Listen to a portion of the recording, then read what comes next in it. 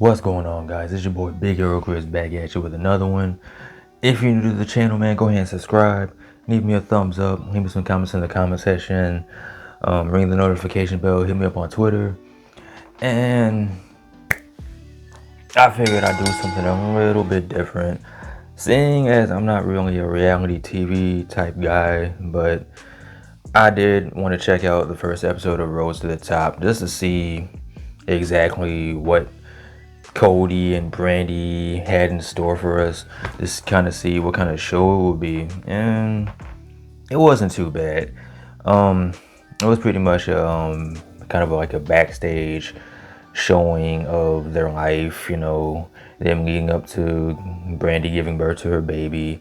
The first episode, it was pretty much highlighting kind of like the roles that Cody and Brandi play. Brandi's dealing more with the women's division. There was you saw that there was some tension between Red Velvet and Jade Cargill, who had, at the time of shooting had just made her debut. She was starting her feud with Red Velvet, and it was looking like there was some type of tension. And this is always my issue with reality TV shows, because it's supposed to be real, but you know that sometimes they just drum up drama just to spice things up a little bit. And that's kind of the vibe I get with the whole Red Velvet and Jade Cargill thing, because apparently there was a backstage segment between Red Velvet and Jade Cargill. Jade Cargill took her hand and smacked straight fire out of Red Velvet, and I'm guessing Red Velvet didn't really appreciate that because she got smacked too hard, and then there was tension because she got smacked too hard. And I'm thinking, okay, so of course you do, like, it's wrestling, yeah, and you do want to take care of your performers and make sure everyone's safe and things like that, but it's still professional wrestling. It's not really ballet. So especially after last week watching the match between Kenny Omega and Bryan Danielson, where they're just beating the absolute shit out of each other, kicking and chopping and just beating the hell out of each other. And then you have this episode of Rhodes to the Top where someone's complaining about being smacked too hard. Like, come on now. But like I was saying, like, it felt like it was just something just to generate some type of drama. And of course, they got everything resolved at the end. Jade Cargill apologized, and now they're all cool. And that was conflict resolution or whatever. And another thing was you had Cody getting ready to cut the most iconic promo in history, in wrestling history, in African American history. That's right, you guessed it, the promo that ended racism. You had Cody walking around backstage looking like he was just getting ready to prepare the I Have a Dream speech. And it was pretty much his promo about Anthony Ogogo and how Anthony Ogogo was anti-American, and Cody and Brandi are getting ready to get have the first biracial baby, and it's gonna end racism and blah blah blah. You already know the promo. And we're just pretty much showing everyone backstage just their reaction to it. You saw Brandi crying, Tony Khan looked confused. Yeah, I kind of see what Cody was going for, but it just came off as he thinks he's just gonna single-handedly end racism. Like, he thinks he's the next Martin Luther King. You have Martin Luther Cody Rhodes out here ending racism with his baby. But yeah, pretty much that's their backstage life as wrestlers and front office people. But they're all like I said, like, they're married and they have a baby on the way. And of course, now they've already had the baby, but for the show, you see Brandi is pregnant. She's her and Cody are talking about what her goals are, and you heard Brandi say a couple times that after she gives birth to the baby, she wants to get back in the ring. And I'm like, are you sure about that? You're good as a manager. She was good as an announcer when she was with WWE. But as a wrestler, I'm good. I'm cool.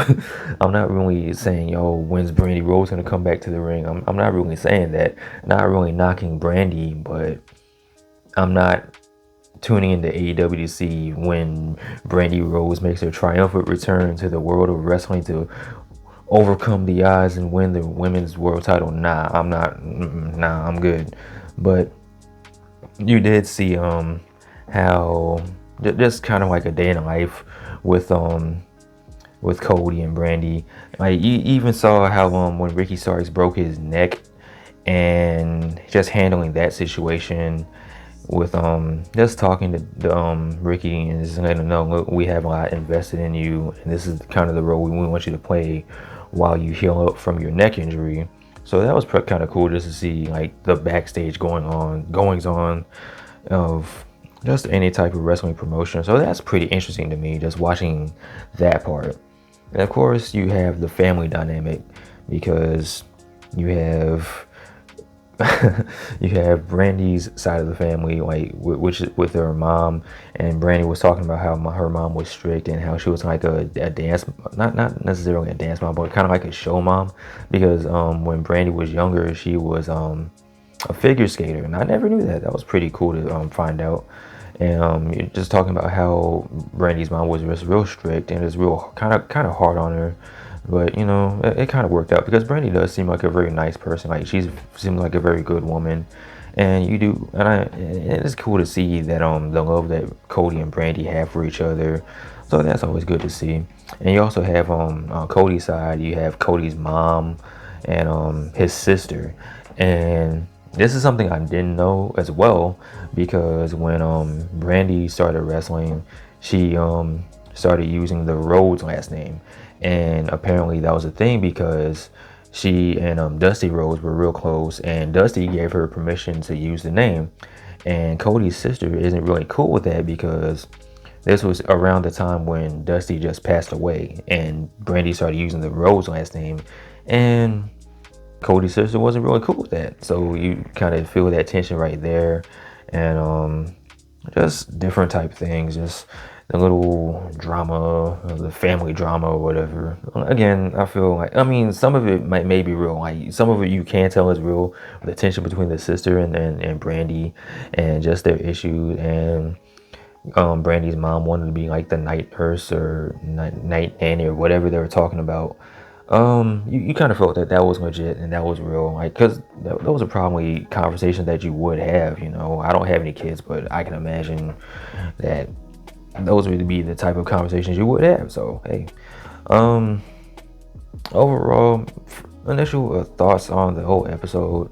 It was alright. I didn't expect it to be an hour. I thought it was gonna be like a little 30-minute thing, like get in, get out, tell you a little story and get out and just move on to the next episode. But this thing was an hour, so I wasn't really expecting that. I don't know if these are gonna be hour episodes going forward, or if this is just, you know, how like for the first episode was like an hour, but it's gonna be 30 minutes going forward. I don't know, but we'll have to wait and see. Am I gonna watch next week? I'm gonna leave that up to you guys. Let me know in the comment section below. Do you want to see me review next week's episode? What did you think about this week's episode? What do you think about Cody and Brandi? Do you feel like Cody's the face of AEW? Do you feel like, me personally, I feel I like Cody as a wrestler. It will be cool to see him turn heel, and I think that storyline wise, that's the route they're going. Maybe, probably, I don't know. But what do you guys think about Cody and Brandi? What do you guys think about the first episode? Also, on just kind of tying everything in, on Dynamite, the main event was Sammy Guevara and Miro, and Sammy Guevara is the new TNT champion. So during the show, during like the first commercial break, Tony Schiavone was interviewing Sammy Guevara, asking him how he felt about being the new TNT champion, and Sammy said he always excited, and he wanted to check his phone, and he saw that Bobby Fish challenged him. So next week on Dynamite is going to be Bobby Fish versus Sammy Guevara for the TNT Championship. So that's pretty cool. And it's going to like a segment between the Men of the Year and Sammy Guevara. So after Sammy gets done with Bobby Fish, that might be the feud going forward. So, you know, hey, you know. Other than that, man, again, let me know. Do you guys want me to see me review more? Do you want to see me do more of these reviews for Rhodes to the Top? I'll leave that up to you. Let me know in the comment section below. Like, comment, and subscribe. You guys take care. Be easy. I'm out. Peace.